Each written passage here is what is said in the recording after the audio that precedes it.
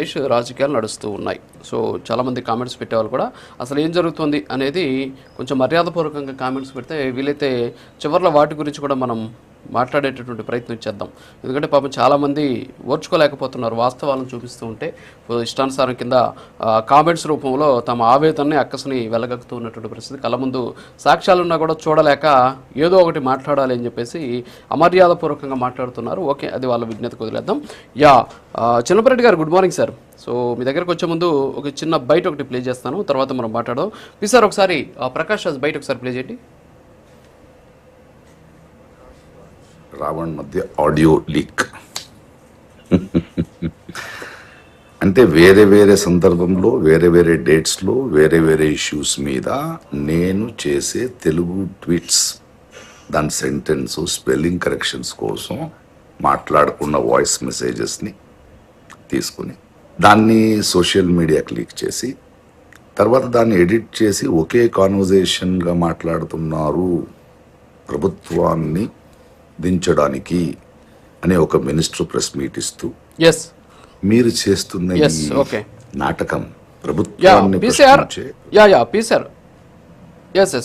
అలాగే ప్రొఫెసర్ నాగేశ్వర్ గారు 4 రోజుల క్రితం ఇంటర్వ్యూ చేశారనమాట ప్రకాష్ రాజ్ గారిని. ఆ ఫోటోలు కూడా పక్కన ప్లే చేయండి సార్. చిన్నపరెడ్డి గారు, ఇప్పుడు విన్నాం మనం. మరి ప్రకాష్ రాజ్ గారు ఏమంటున్నారంటే ఆయన తెలుగులో ట్వీట్ చేయడానికి రావణ్ తోటి సంప్రదింపులు జరిపి ఆయన తెలుగులో ట్వీట్ చేశాను. సో దాన్ని తీసుకొచ్చి ప్రభుత్వాన్ని కూలగొట్టడం కోసం మేమేదో కుట్ర చేస్తున్నాం అనేటటువంటి ఒక అంశాన్ని ఆయన మాట్లాడినటువంటి పరిస్థితి. అంటే ఆయన చెప్పారనమాట, అంటే మేమంతా కూడా అంతా కలిసే ఈ ట్వీట్లు ఇవన్నీ కూడా చేస్తూ ఉన్నాం, నేను వేసేటటువంటి ప్రతి ట్వీట్ వెనక కూడా రావణ్ ఉన్నాడు అని చెప్పినటువంటి పరిస్థితి. తర్వాత పీసార్ ఒకసారి ఆ ఫొటోస్ చూపించండి. రీసెంట్గా ప్రొఫెసర్ నాగేశ్వర గారు కూడా ఆయన ఇంటర్వ్యూ చేసినటువంటి పరిస్థితి. ఆ ఇంటర్వ్యూ ఫొటోస్ అవి మనం ఎందుకంటే ఇంటర్వ్యూని చూపించకూడదు కాబట్టి ఆ ఫొటోస్ చూపిస్తున్నాను అనమాట. రీసెంట్గా చేసినటువంటి ఇంటర్వ్యూస్ ఇది.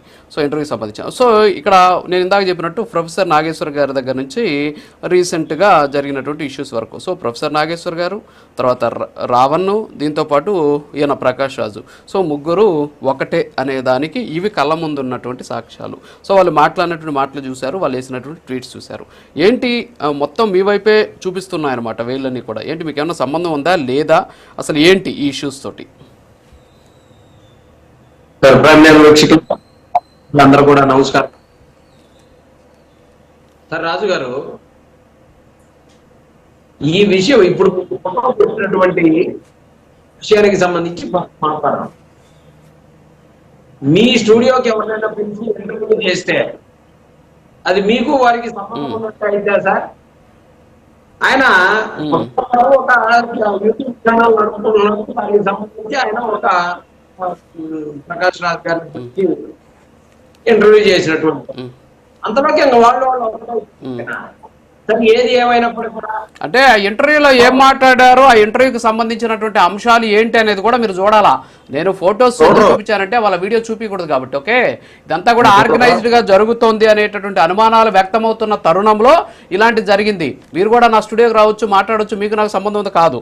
ఇక్కడ ఏంటి, మేము నమ్ముకున్న జర్నలిజాన్ని మాత్రం ఇక్కడ చూపిస్తున్నాం. ఎవరిని కూడా అబద్ధాలు మాట్లాడవో లేకపోతే ఎవరినో విషం చిమ్మడమో నోటికి వచ్చినట్టు బూతులు మాట్లాడే జర్నలిజం మేము చేయట్లేదు.